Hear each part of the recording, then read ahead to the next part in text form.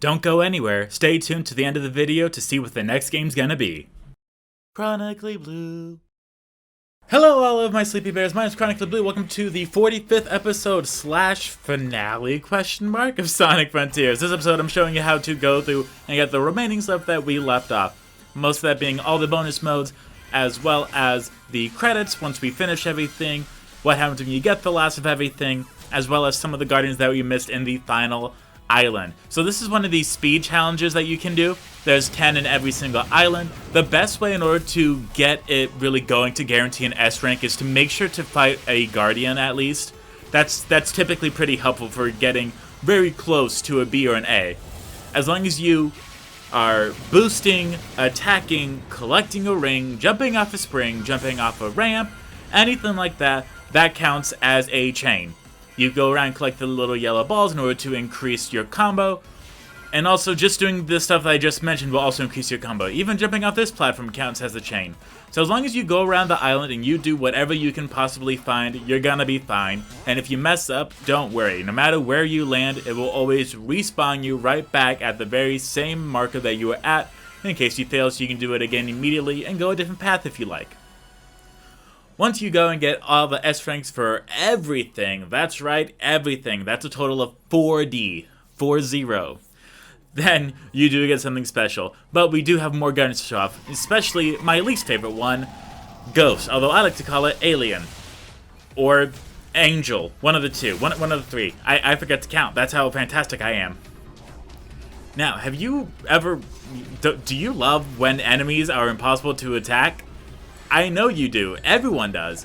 What we have to do is we have to go and do a circle, or a cycloop I should say, around the base of the statue in order to damage the enemy. You have to do this 4 times per ghost. There's only 1 ghost per statue, but there is 3 statues in this island, so I hope you figure this out really quickly. Now the enemy doesn't attack you necessarily. What it does is it links itself to you and starts draining away your rings.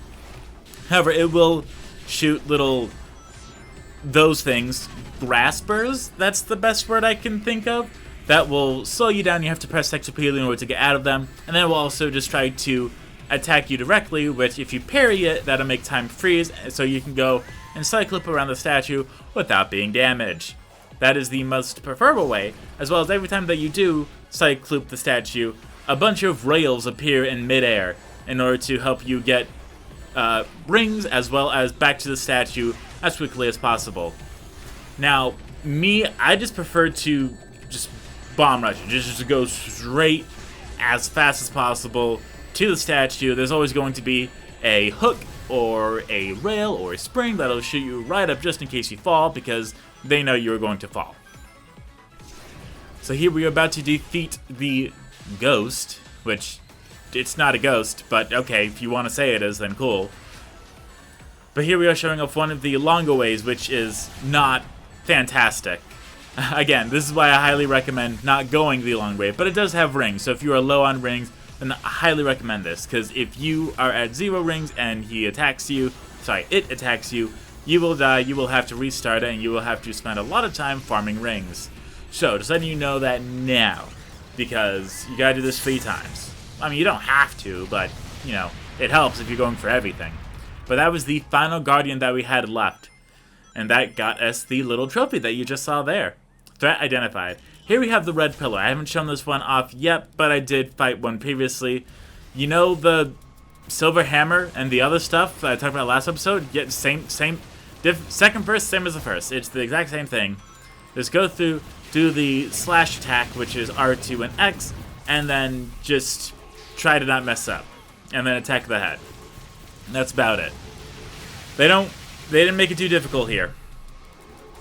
So it's not the worst thing ever. Now what I did want to say is, first of all, thank you all so much for watching. This is the technically final episode-ish of Sonic Frontiers. I say that because there's a 3rd wave of DLC coming out soon that I mentioned in the last episode as well, where there's going to be playable characters, a new story, and a whole bunch of other stuff. But I wanted to go ahead and I don't know what caused me to have to focus on this game so much, and was like, oh, I'm not going to go and do that extra stuff. Then I did it. I did the extra stuff. And then more stuff unlocked. I'm like, oh, I'm not going to do that, and then I did it. So I don't know what came over me, but I spent a lot of time doing the extra stuff. And I will be showing you just little bits and pieces of that, and basically the end results of them all, in order to show you that I did indeed go and get it all, and spent a lot of time and frustration and headaches on. So that'll be so much fun. You will be seeing that in this video, don't you worry. We're currently fighting the Silver Hammer here, and just like that, it is already gone. And here we have another angel. Oh, sweet goodness, I'm tired of these things already. I've only seen it the second time. Sorry, the ghost. I always want to call it the angel. I don't know why.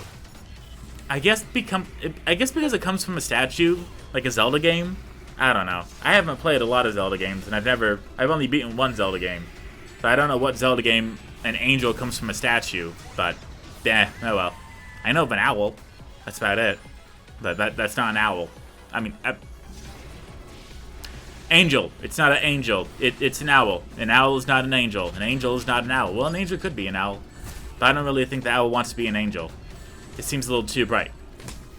Get it because it's nocturnal? Anyway. So yes, we're here attacking the ghost. My apologies. And you're going to see that I'm going to mess up a lot.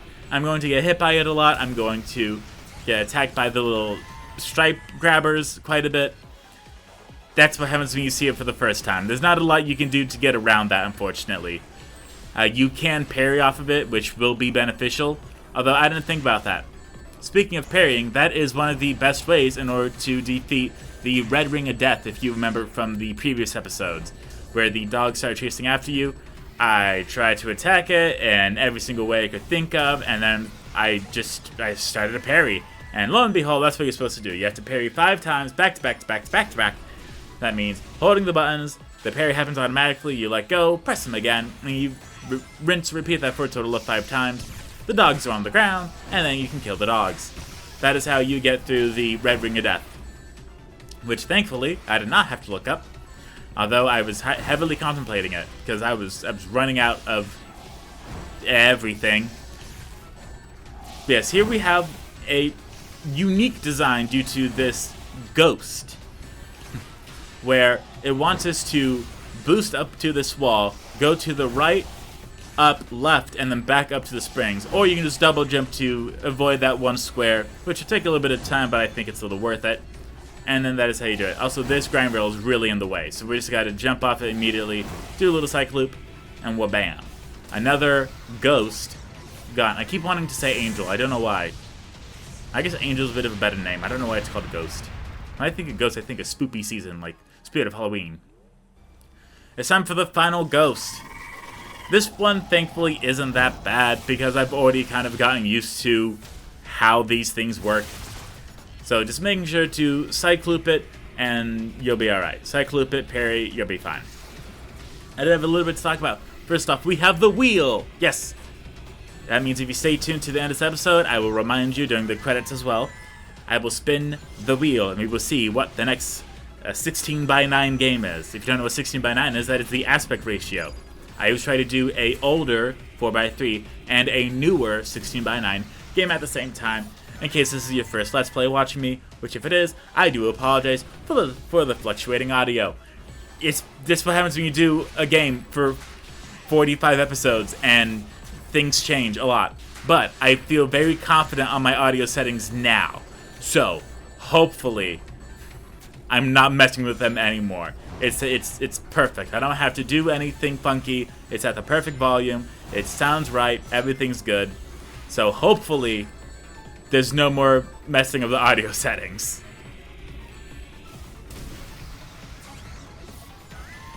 It is very nice to hear that scream from the ghost, though. It makes me feel good. I don't know why. I think it's because of all the annoying... It's the rings, specifically. It's the sound of the ring slowly being taken away each second that just irks me. It's like, this is annoying. I want this to stop as soon as possible. And with that, we have defeated the final ghost. I almost called it an angel again. I don't know why. Okay, and now it's time for some more stuff. Such as... Not the cutscenes. What am I thinking of? Son of a Biscuit Eater. The final rush. Yes, this is the final rush. I guess that's contradictory considering Sonic Rush is a game. Anyway, this is the final speedster. I'm going to show you exactly what happens if you go and you complete them all and what happens afterwards, because I had a feeling something would happen, so I wanted to show all y'all so you could see what it looks like, because this is almost exactly what you have to do. You just have to make sure to go on a bunch of different grind rails, attack a guardian, attack enemies. If you die, you just restart, and it's no big deal. In fact, the timer already starts going once you die, because it knows you want to restart. If you are going through and you hate how you're doing, and you just feel like you can do better, you can always do the quick reset that is available in the game menu, which is L2, R2 touchpad for the PS4 version. I don't know about any other versions. I'm not going to play this game more than once. You must be crazy. Here's the Red Ring of Death I was talking about previously, how you just parry a lot, the dogs get knocked to the ground, and then we're going to use our favorite attack, the Cross Wing, in order to destroy them as fast as possible. And look at that, that will heavily boost our ranking. You can see the ranking go up over time based on the stuff that you do. It starts at D, I want to say. Yes, it starts at D, takes a while to get up to C, then B, then A, then S. Once you get up to C, you're gonna be alright. You just gotta get there with more than 20 seconds left.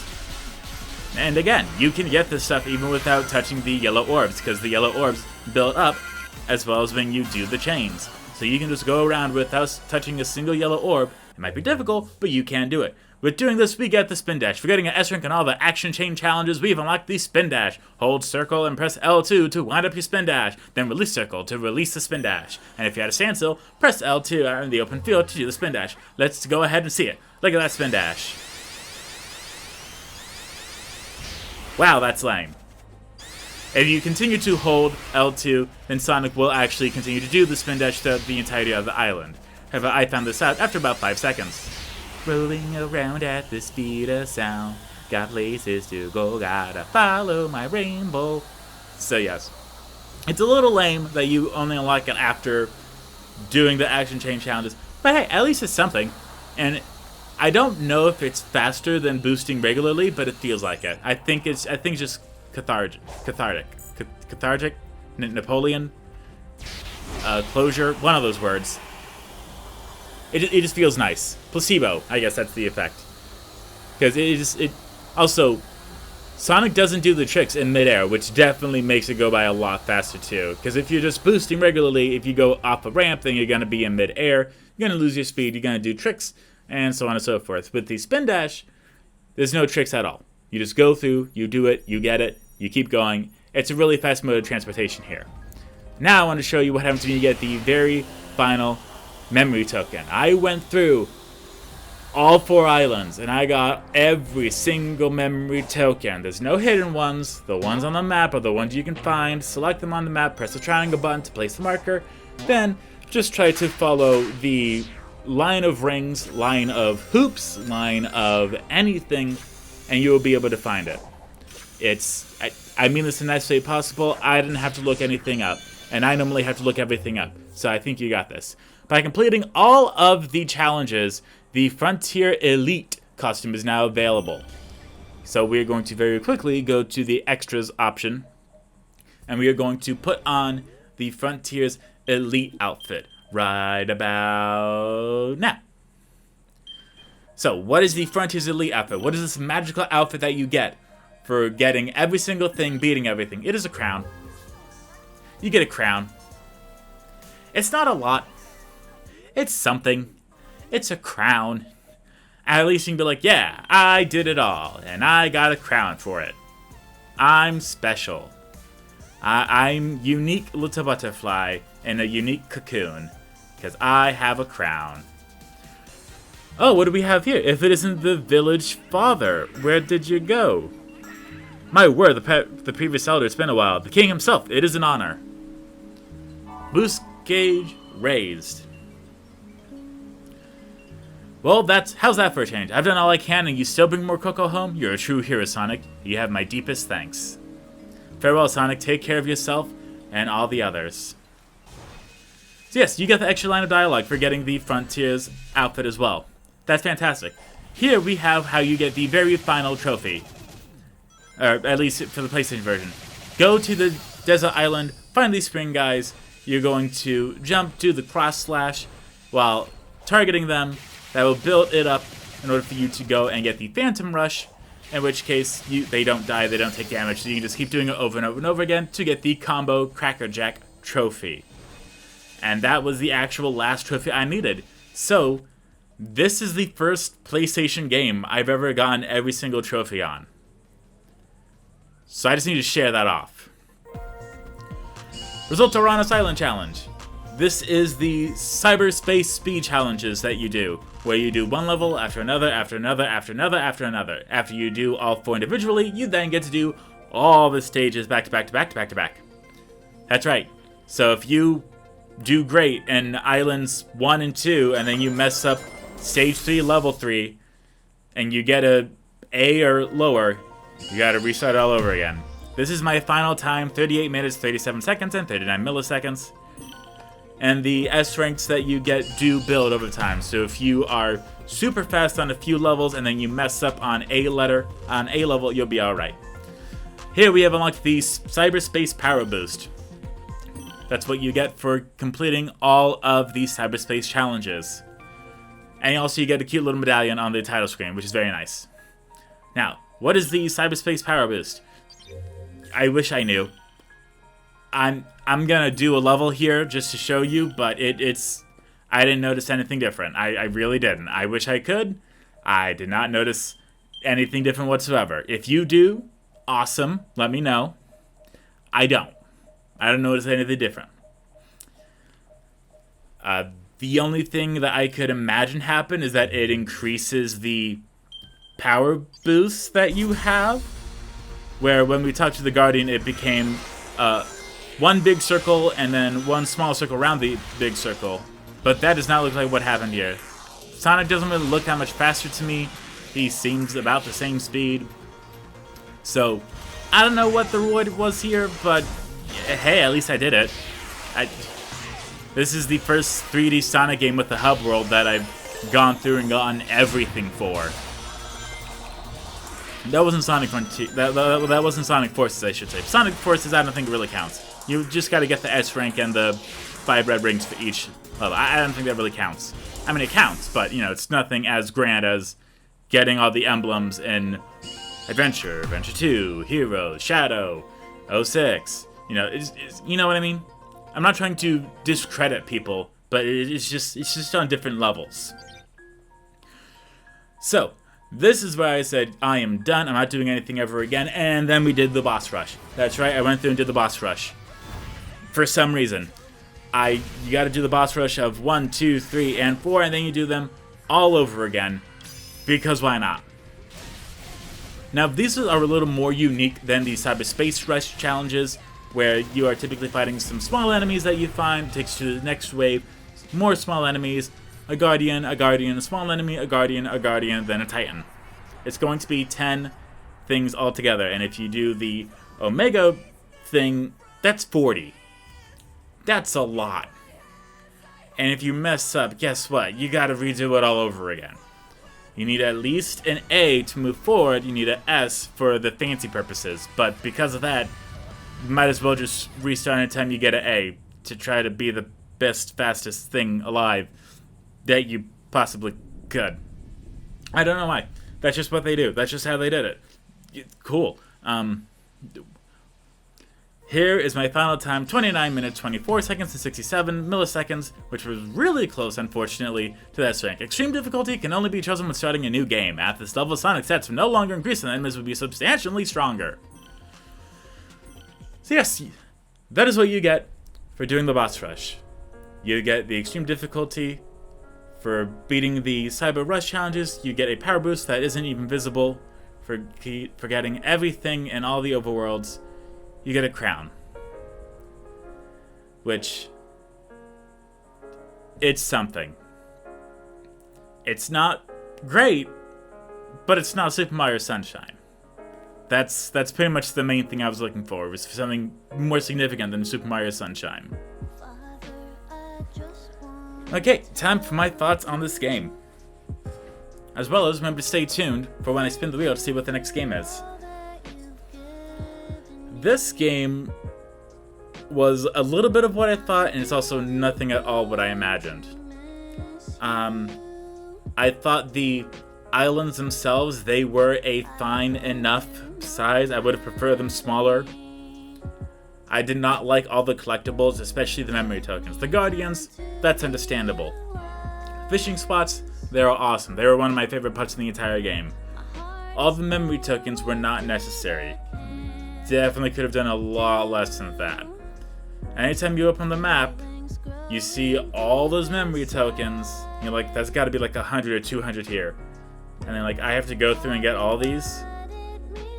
It really doesn't make you want to go and get them, because there's so many. You just feel like you're never gonna get it.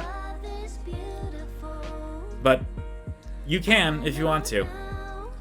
Now, one thing I did want to mention is how if you play this game in the normal mode, I played on the hard mode.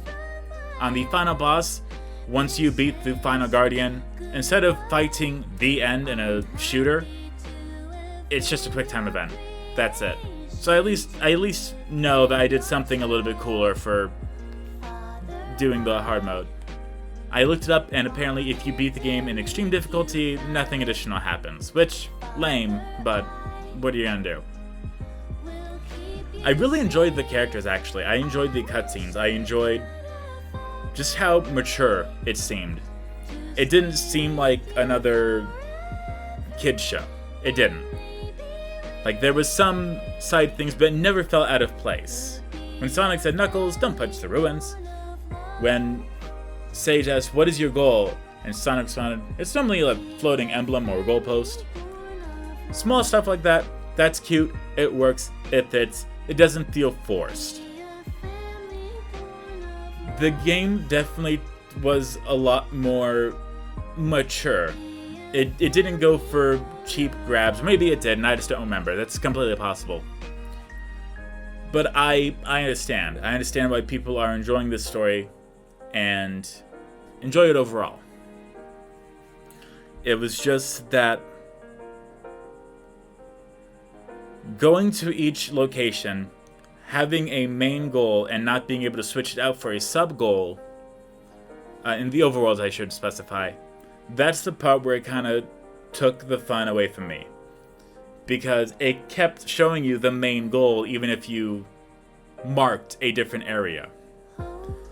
So if it's telling you to go get the Chaos Emeralds, but you really just want to go beat the stages, every time you come back to the island, it'll still say, "Go get the Chaos Emeralds." It won't say, "Hey, we noticed you doing the stages. Here's where the next stage is." That's the part that is pretty annoying. I thought the level design was really good. It felt like Generations done right. If that upset you, too bad. Get mad. Stay mad. L+ ratio.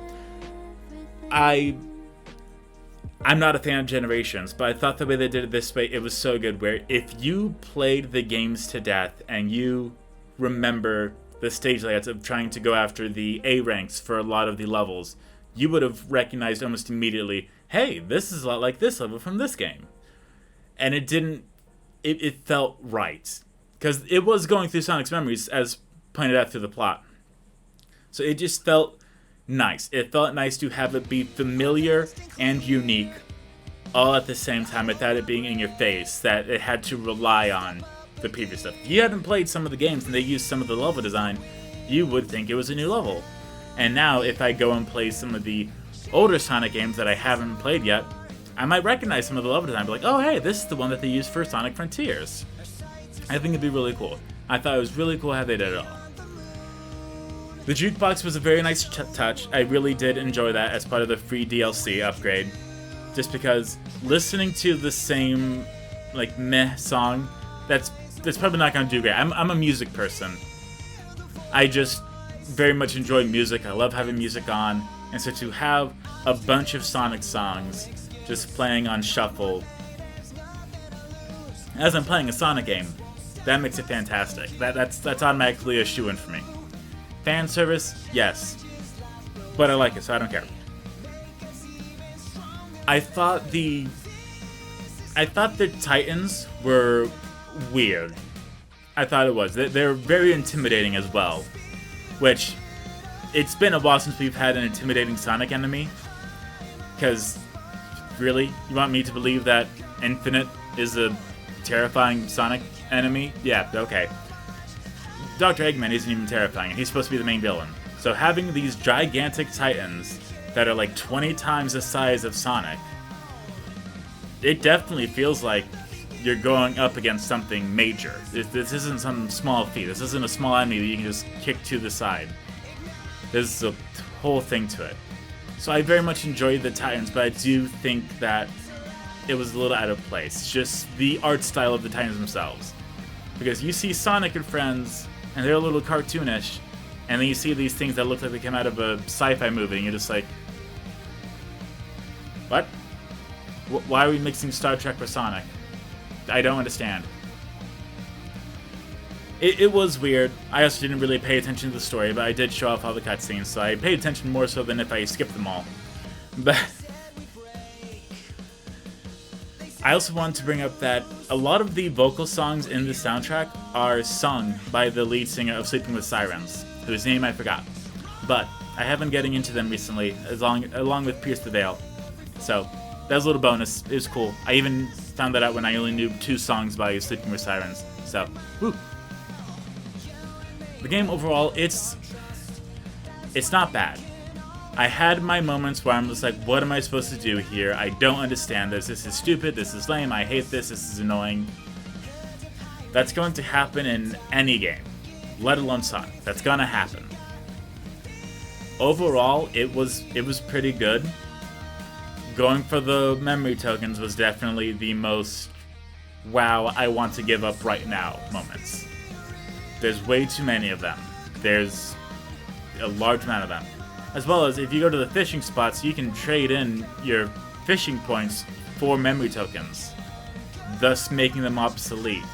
As well as the cogs and the vault keys, so if you ever had too much trouble, you could always go to the fishing spot, fish for a little bit, trade in the points to advance the story if you're having difficulty finding them. I think it was good, but I think it should have been a little more difficult. I feel like the fishing was made way too easy. I enjoyed it, don't get me wrong, but once you got to the 4th island, one fish was like 48 points, and one memory token was 3 points. One cog was 5 points. So, just saying, like, maybe make that a little more balanced. If you decide to do another one, I don't know. But I'm very confident, and I feel very glad to say that this is the only PlayStation game I've gotten every single trophy for. This is the only 3D platforming Sonic game with a hub world that I've gotten everything for. All the red rings, all the S ranks, all the boss rush, all the cyberspace challenges, and that gave me more satisfaction than I previously expected.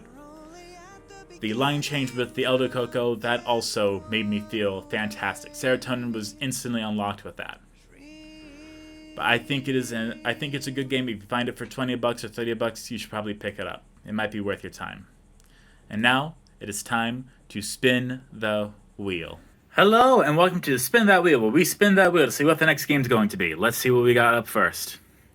We've got Spin Again, Spyro 3, SpongeBob Battle for Bikini Bottom 100%, Ratchet & Clank on the PS4 100%, Pikmin 1, Crash 1 100% on the PS4, and indulging on Giuseppe, A Hat in Time 100%, Cult of the Lamb. So let's get this realigned to the proper side so that it's easy for everyone to follow.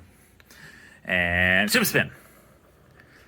I have no idea what the next game is going to be, but I'm very excited for it to not be Sonic.